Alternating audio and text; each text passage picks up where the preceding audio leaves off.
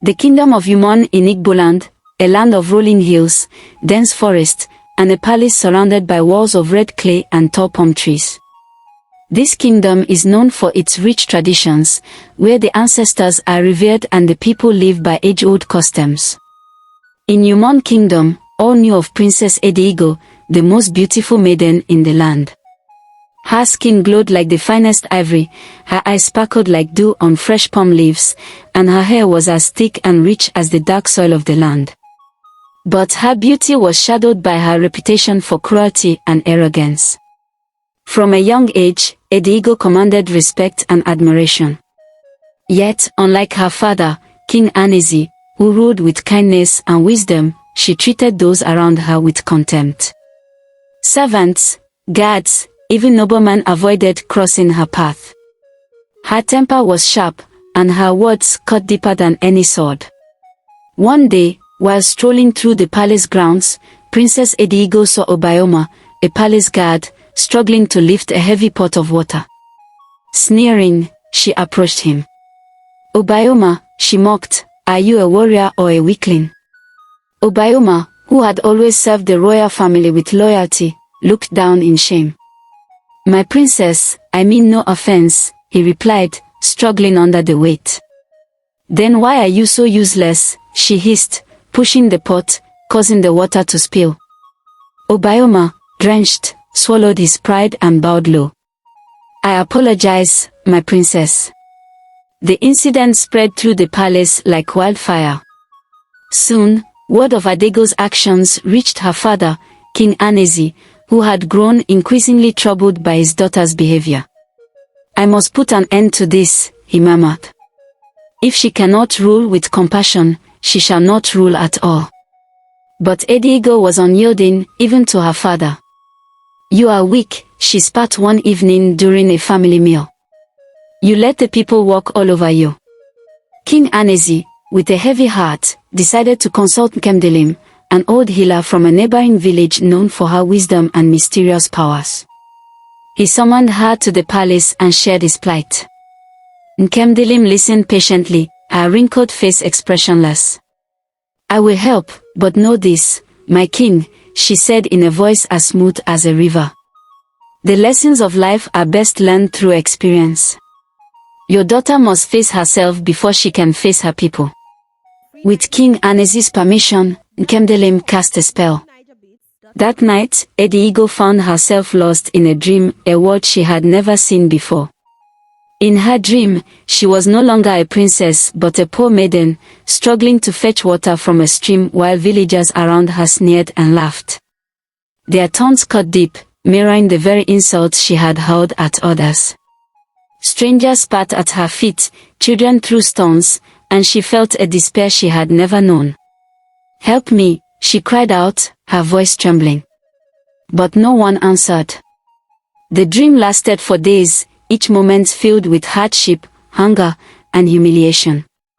She slept on cold ground, ate scraps, and begged for kindness that was never given. Finally, on the last night, she met a young man at the edge of the village who offered her a piece of yam. "Why would you give this to me?" she asked, her voice breaking. "Because you look like you need it," he replied simply. When she awoke, Princess Adaego was back in her chamber, her silk sheets and golden ornaments around her. But her heart had changed. She felt the weight of her actions, and for the first time, she was ashamed. From that day forward, Adaego became known as the humble princess. She greeted the guards with kindness, helped the servants carry water, and offered food to the poor. The people of Umunne marveled at the change, and King Anezi's heart swelled with pride. But deep within her, Adaego never forgot the dream or the taste of humility it had given her.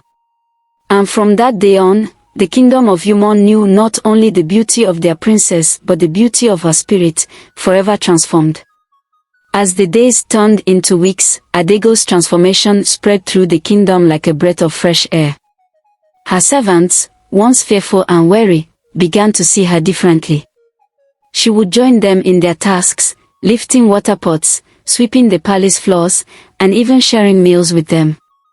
This act alone sent whispers of astonishment through Umunne. Never before had a royal dined with commoners. One afternoon, as Adaego strolled through the village, she noticed an old woman struggling with a heavy basket of yams.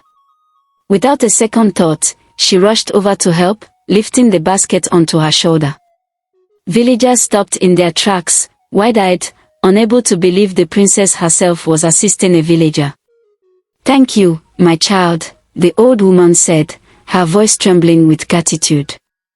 "May the gods bless you." As they walked together, the old woman looked closely at Adaego and whispered, "You remind me of a story my mother used to tell me, a story of a princess who was once wicked but found the light." Adaego's heart clenched. She knew she was the princess in that story. Embarrassed but grateful, she continued walking with the woman, realizing that every act of kindness was helping to redeem the pain she had caused. Back in the palace, King Anazi watched these changes with pride and relief. However, he knew that a true transformation could only be tested by time and hardship.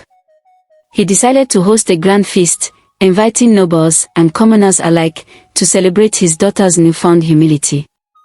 On the day of the feast, the palace was adorned with palm fronds, and musicians played the talking drums, announcing the occasion. Adaego greeted each guest with warmth and respect, serving food with her own hands. Even Obioma, the palace guard she had once humiliated, was given a seat of honor.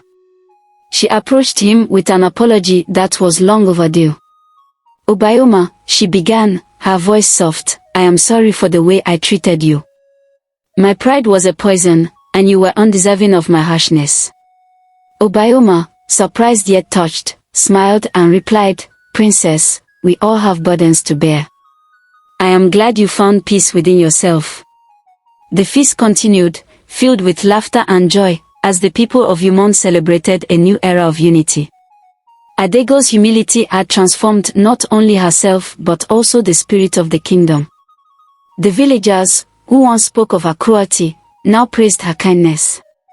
In the months that followed, Adaego worked alongside her father to create policies that improved the lives of the people.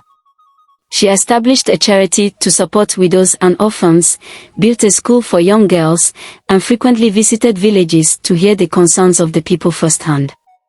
Yet, deep within her, she never forgot the lesson of humility Nkemdelim had taught her. Each night, she would light a candle at her window, whispering a quiet prayer of thanks to the ancestors and to the mysterious healer who had given her a second chance. Princess Adaego had gone from a feared figure to a beloved one, and her story became a tale of redemption passed down through generations in Umunne, a reminder that even the coldest hearts can find warmth and that true power lies not in strength, but in kindness.